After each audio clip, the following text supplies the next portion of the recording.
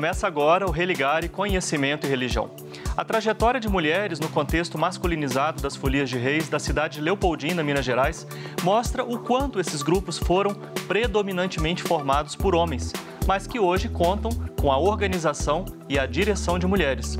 Como pensar a encruzilhada onde se encontram religião, mulher e folia? No Religare de hoje vamos conversar sobre o empoderamento feminino nas Folias de Reis. Eu recebo Andiara Barbosa Neder, ela é doutora em Ciência da Religião pela Universidade Federal de Juiz de Fora. Seja bem-vinda, Andiara. Obrigada, Flávio. Eu agradeço a você e a sua produção pelo espaço de discussão tão importante como esse, né?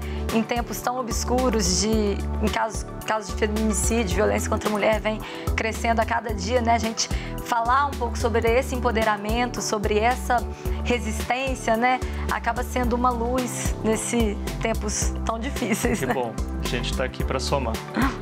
Você aí de casa que quiser rever este programa e tantos outros que fizemos ao longo desses 15 anos, acesse o YouTube e procure por Religare Conhecimento e Religião. Inscreva-se no canal e marque no sino para receber as nossas atualizações. E sempre que você gostar, compartilhe as entrevistas do Religare em suas redes sociais. Andiara, eu acho que só o título da sua pesquisa dá para a gente ficar conversando aqui todo o programa. O título da sua tese é O Giro das Saias, o embrionário empoderamento feminino na manifestação artística e cultural da Folia de Reis. O motivo do recorte da Folia de Reis na sua vida, qual é, Andiara? A Folia de Reis, ela esteve presente na minha vida desde a mais tenra idade, né? Então, eu sou de Leopoldina, natural de Leopoldina, mas fui para Juiz de Fora muito cedo, né, com 2 anos de idade, mas a gente sempre passava as férias em Leopoldina. E a época do Giro da Folia de Reis é justamente nesse período de férias, né, de dezembro. Você sempre pôde participar? Sempre, na rua da minha casa, sempre tinha folia, então sempre que tinha, eu já escutava bater lá da minha casa, já corria para baixo para ver o palhaço. Então sempre esteve presente na minha vida, né? E essa ideia, o Giro das Saias, você desenvolve isso logo no começo do seu texto. Fala para nós um pouco sobre isso. Sim, o giro tem esse duplo sentido, né? Porque na Folia de Reis, esse tempo efetivo da manifestação, que vai do dia 24 de dezembro até tradicionalmente o dia 6 de janeiro, embora algumas folias de Leopoldina, 2 que eu estudo, vão até o dia 20 de janeiro, né? Que é o dia de São Sebastião, mas tradicionalmente vai até o dia 6, é conhecido como o Giro da Folia. É o tempo efetivo dessa manifestação, né?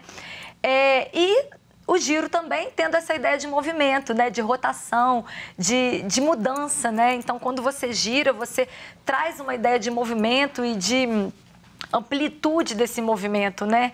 Como se ele estivesse ampliando o movimento, como se as saias girassem e fosse reverberando movimentos de mudança entre as outras folias, fosse contaminando outras folias também nesse movimento, né? Então, é o que acontece. Sim. Tem coisa que eu entendi agora, a gente preparando aqui a nossa conversa. Por exemplo, essa questão da manifestação artística e cultural. Você começa a sua trajetória nas artes e fez depois mestrado e doutorado em Ciência da Religião lá em Juiz de Fora. Sim, minha formação primeira é em Artes e Design, né? E eu sempre tive uma ligação também muito forte com a questão da dança. Então, minha pós-graduação, especialização em teatro e dança, eu comecei a investigar a performance do palhaço, da Folia de Reis. E aí, quando eu comecei a investigar, eu vi que não tinha como dissociar a performance do palhaço da religiosidade, né? Que é esse complexo do catolicismo santorial, que é híbrido, que tem influências de matriz africana, mas também da religiosidade católica. Então, quando eu comecei a pesquisar a performance do palhaço, eu senti a necessidade de vir pro tema da religião, né? E foi aí que eu entrei no mestrado de Ciência da Religião, lá em Juiz de Fora, né, da UFJF, para poder pesquisar as influências dessa religiosidade de matriz africana na festa católica, né? E depois, também dentro desse campo, porque o campo de pesquisa, ele traz para a gente, revela para a gente muitas surpresas, né? Antes da gente conhecer o seu campo lá em Leopoldina e as folias que você pesquisou lá, fala para nós um pouco o que é esse movimento Folia de Reis, né? O que é essa festa? Bom, a Folia de Reis é uma manifestação cultural, né, de cunho devocional, que está dentro do contexto do catolicismo santorial, né? Que é esse catolicismo, que é conhecido também como popular, né? Que é esse catolicismo híbrido, esse catolicismo poroso, que trabalha com influências diversas, né? De religiosidades diversas, e é um catolicismo leigo, né, por excelência, que tem também um caráter mágico, né, e é caracterizado principalmente pela devoção aos santos e essas festas em homenagem aos santos, né, que tem a comida como centralidade também. E aí a manifestação da Folia de Reis é uma manifestação tradicionalmente formada por homens, né, em que vai percorrendo as casas dos devotos durante o giro, né? Do dia 24 até o dia 6. E vai levando, eles vão fazendo a semelhança dos Reis Magos, né?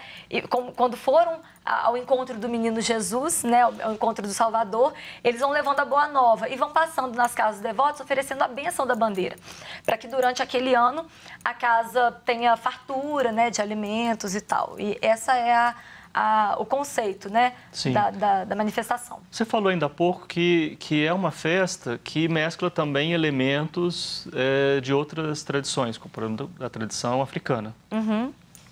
Como é que é essa influência? Principalmente na figura do palhaço, né? A figura do palhaço é muito rica, né?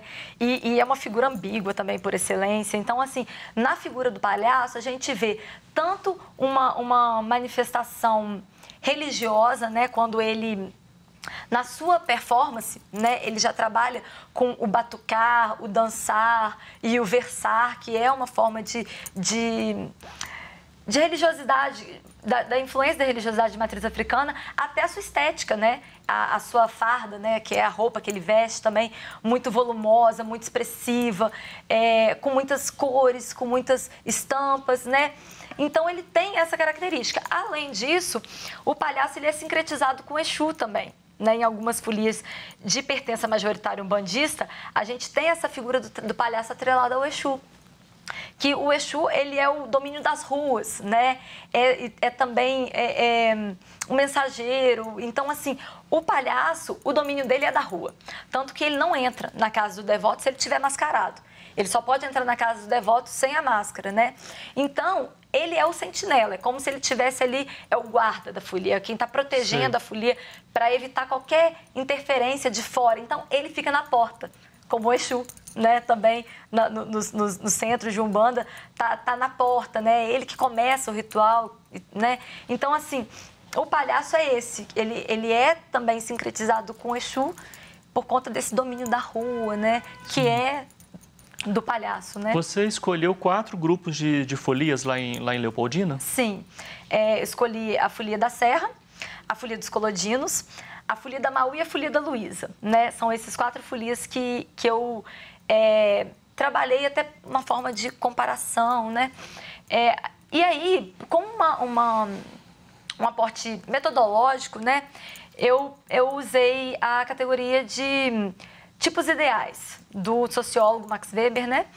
E esses tipos ideais seriam, assim, uma forma da gente acessar o campo de uma maneira mais fácil, né?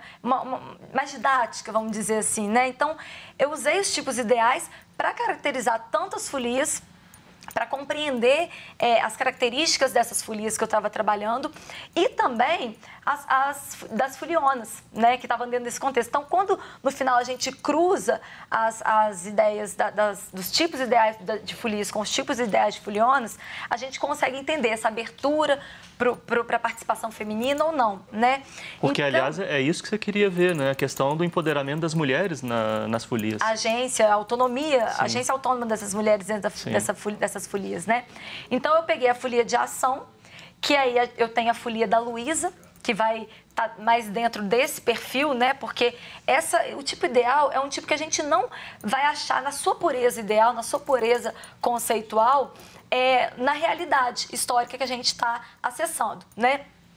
Mas é para a gente poder acessar sem as complexidades do campo, de uma maneira mais fácil para a gente acessar, né? Então, nesse tipo ideal da folia de ação que eu coloco, que eu crio esses 4 tipos, a folia da Luísa se encaixa bem, porque é uma folia que incentiva a participação das mulheres, por isso a ação.